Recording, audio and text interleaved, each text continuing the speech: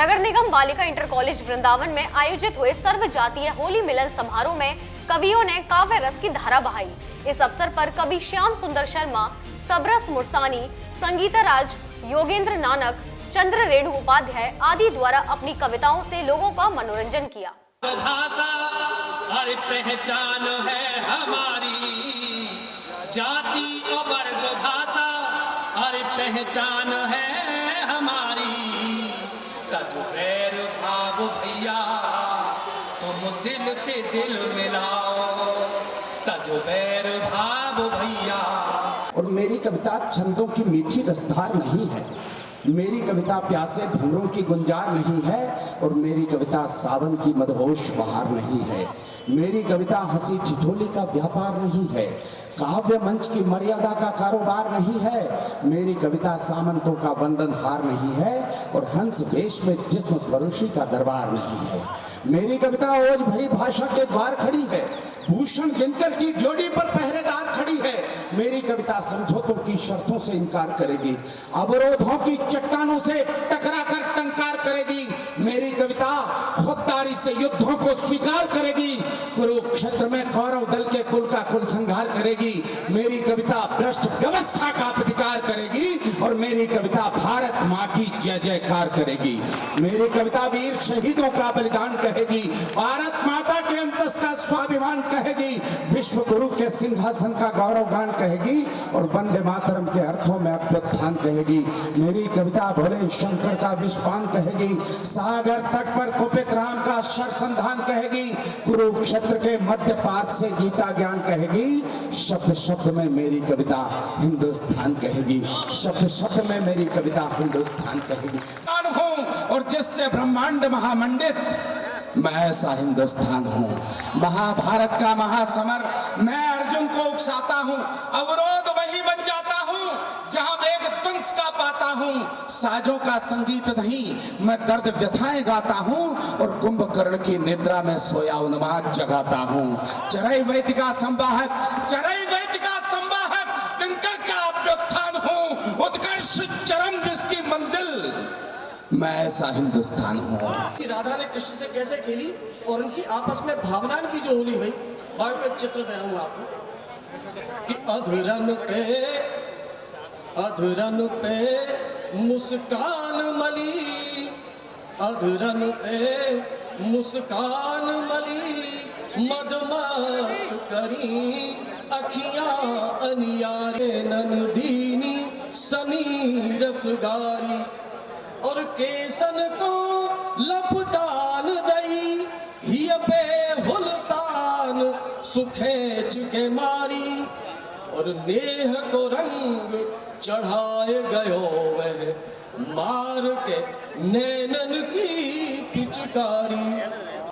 या काशी में से किसी एक स्थान पर प्रतिवर्ष रहता हूँ, क्योंकि उन्होंने अपने प्राण त्यागने के पहले कहा था कि हमने हिंदवी स्वराज्य की तो नींव रखी, लेकिन इन 3 स्थानों पर जो कलंक हमारे हिंदू धर्म पर लगा है, हम हमारे सामर्थ्य से इसको मिटा नहीं पाए। ये खेद छत्रपति शिवाजी महाराज को अपने प्राणों के त्याग करते समय था।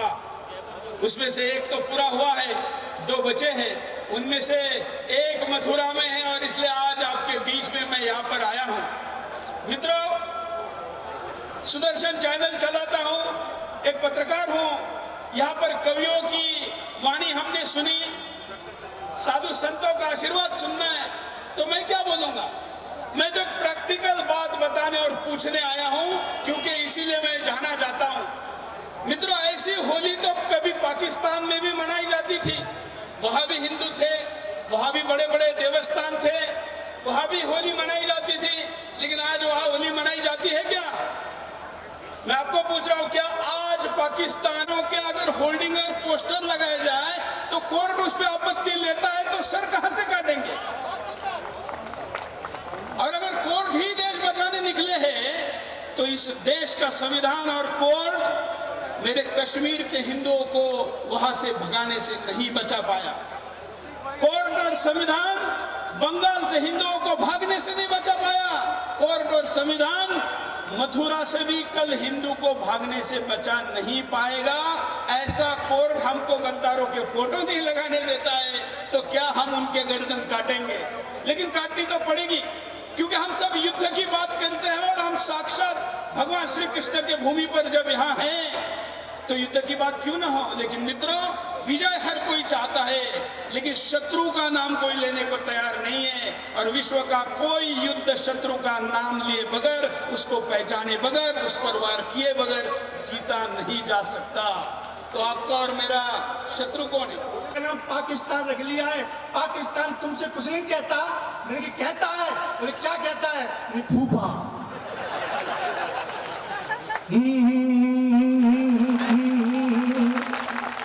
सुरेश सब्बान जी हमारे बीच में। मैं कवियों के हुंकार सुदर्शन चैनल पर गया हुआ हूँ।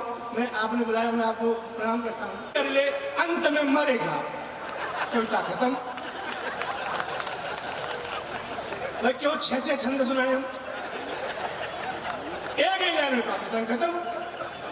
पाकिस्तान को हमने कितनी बार क्रिकेट मैच में हराया, हर बार क्रिकेट में हराया। तब मैंने दोहराने की, पाकिस्तान तेरा मुंह तो लफ्सी लायक भी नहीं है और तू खीर मांगता है।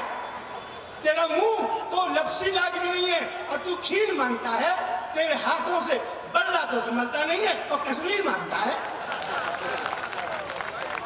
हम विश्वास करो, जिंदगी में कश्मीर नहीं दे सकते, जो अधिकृत है उसे भी ले लेंगे। तब मैंने दोहराने की कि कश्मीर छोड़कर हम न इधर में जाएंगे न उधर में जाएंगे। कश्मीर छोड़कर हम न इधर में जाएंगे न उधर में जाएंगे और कश्मीर तुझे दे देंगे पाकिस्तान तो हनीमून का तेरे घर में मनाएंगे।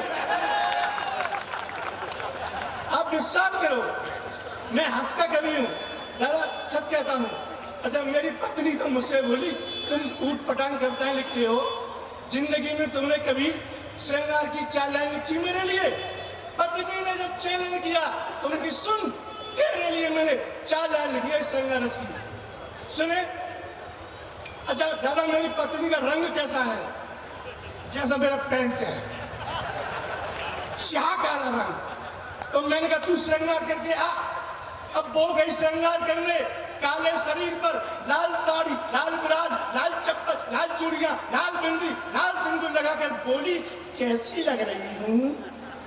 ओ मैंने देखा काले शरीर पर लाल ही लाल।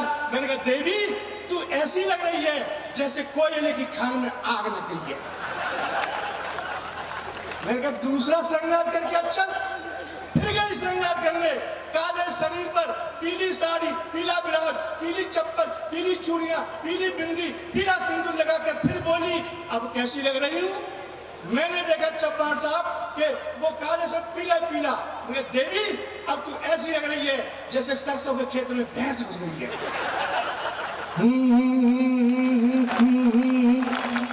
लेकिन 4 सुनाओ, लेकिन सुन कि माँ काली मैया सिद्धू, ये घोर श्रृंगार रस है। इतना अच्छा तो कालिदास भी नहीं लिख पाए। मैं सच कहता हूँ, सूरदास कोई है ही नहीं, लिखेगा कहाँ से? सूर गए, तुलसी गए, चले गए मीरा दीवानी, कोई है ही नहीं धरती पर। सूर गए, तुलसी गए, चले गए मीरा दीवानी और कब कुल में एक ही बचे वो सब रस मुर्सानी। नहीं सुन कि माँ काली मैया सिद्धू, स्याह काली कढ़ैया सीतू, एक घोर श्रृंगार है। स्याह काली कढ़ैया सीतू, बर्र सीतू, ततैया सीतू, मरखनी एक गैया सीतू, मरखनी एक गैया सीतू। लेकिन मजबूरी